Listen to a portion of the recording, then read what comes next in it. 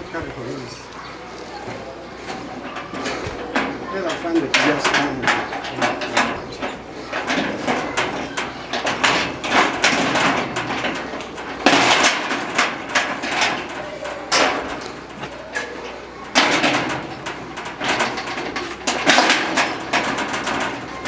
give me that tool.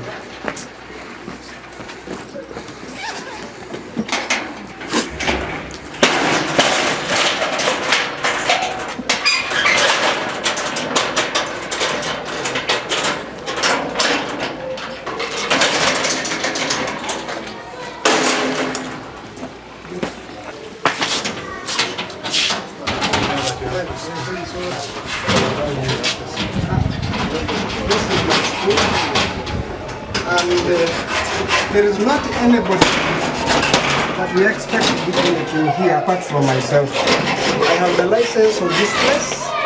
I have everything here. These are only robbers who want to rob me. 2 miles down the road, we are pleading for the children's property inside here and this is a walk around. I've reported these cases to police. I've done everywhere and no one is active. It is my land and removed to bring my document. If there is anybody here who has what I want to deny documents, and that's what you get opportunity to say. Again,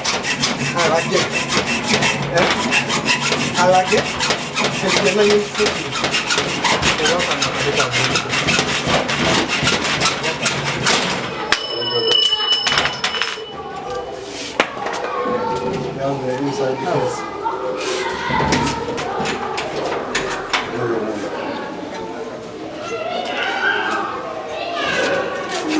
Fujo likoleddwa nga limala ekimala kikola ki ekimala kimala sijja kubegumiikiriza ababbi okunziba nga mbatunuulira butunuulizi eggwanga liveeyo era amazima gaveeyo ekituufu kiveeyo bantu basobole okulaga ekifo kino kyani bali okolako n'efujjo lyonna lyebakola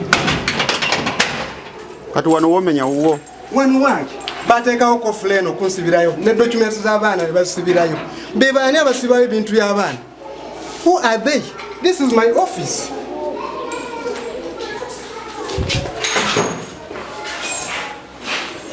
For today, I have declared to enter my office.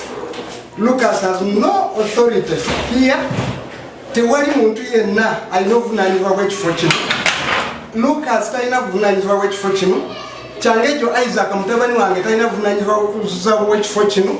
Ekifo kino kyange nteekwa okukikozesa nga weerina okukikozesa. Tewali muntu yenna n'ekifaananyi kyange kikyo as a director of this place. Kati baani abakugobawo? Bali bangobawo. Naye ngobawo ngaani? Yegwe ani angobawo? Bannamawulire bagamba n'eggwanga lyonna ndigamba. Wabaawo omuntu yenna alina document weeti mu kifo kino nga yenna nyini kifo kino agirage. Wabaawo omuntu yenna ayina nga waliwo omuntu yenna ayina ki nga waliwo omuntu yenna ayina ekyapa ky'ekifo kino nga yeeyita nti yenna nyiniwo oba kyange ekyo yenna nyiniwo. Wabaawo eno license bano abasomesa basomeseza wano babawa license ki gye mukozesa mu kifo kino? Ani yabawa license okukolera wano? Eno ye license y'ekifo kino. Mwe mukolera ku license ki ate maanyi ki ge mukozesa okola bino byonna? Kino yendagaano yagula ekifo kino. Omuntu yenna eyeeyita nga yenna nyiniwo aveeyo oba alina endagaano ezisinga wano oba alina ekintu kyonna ekisingako wano ajja ayogere nti ekifo kino kikye. Era n'omuzungu yenna gwe mugamba nti bazungu baveeyo n'endagaano bandage nti ekifo kino kyabwe. Nzize maliridde. If you're to kill me in this place, I will die from here. But I am here to protect my property, to protect my things. Ebintu byange nina kubyediza. Tewali muntu yenna alina obuvunaanyizibwa wano. I am here as the director of this place and not anybody will have any authority to do anything here. Kino kyekyapa ky'ekifo kino. This is my title. This is my title. Opo ya ina title one. Nyakato oyobwa oyayeku msobusimu. Aina title dominator director. Aina title ya one. Lucas Kimberger. Aina title one. Oba BTC ya ina. Oba Gandhi Theopista ya ina title ya one.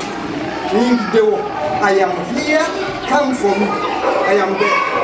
I announce this officer to the DPC of this division. I have reported these cases in your office.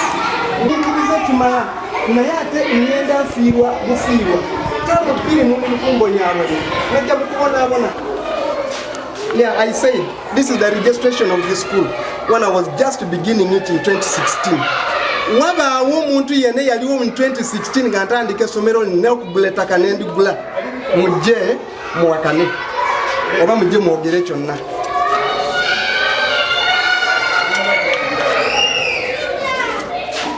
Mutabaaniwe Yachangejo Isaac. This is the emis. I am talking to the Ministry of Education now. This is the emis of this place under the portal of Mountain Climbers Preparatory School, and I am a sole proprietor of this school. We have not other directors in this school. If there is any other director, you should come today and prove that is the owner of this school. I have not come to fight, but I've come to protect my place. I have to come to show that whatever they want, they took a case in court. Let them solve it in court, not here in my ground. Not here in my ground. This is my school. I repeat, it is my school.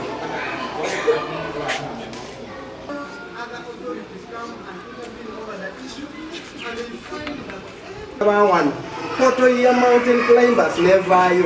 Musomesa chi ali mu poto ya Mountain Climbers. Intendagano y'ekifo kino yenu. Bala balaze ko nti yani kakati you bring that what?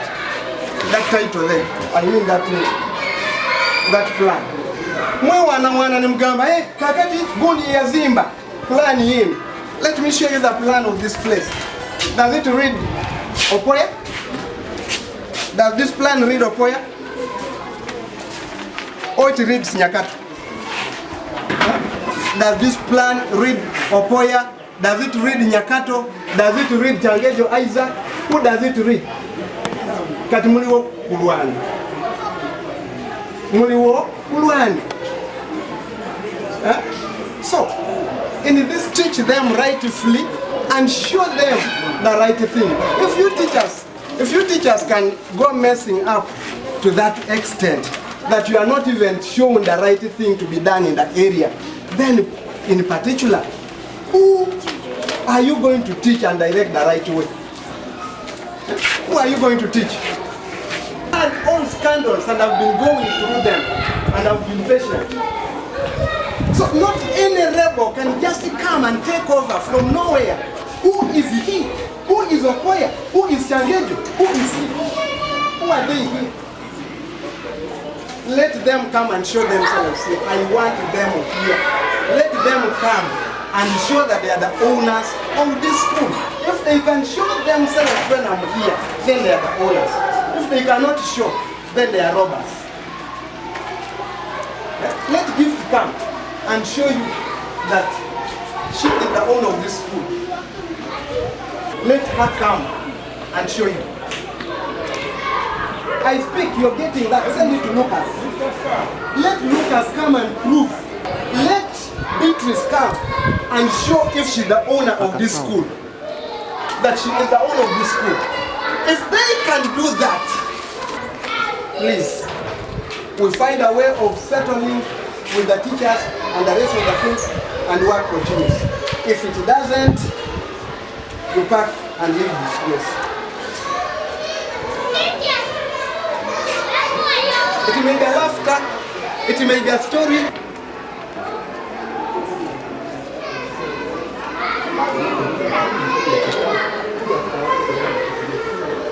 So that is it.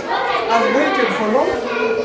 I have tried to see the money, they will never get more.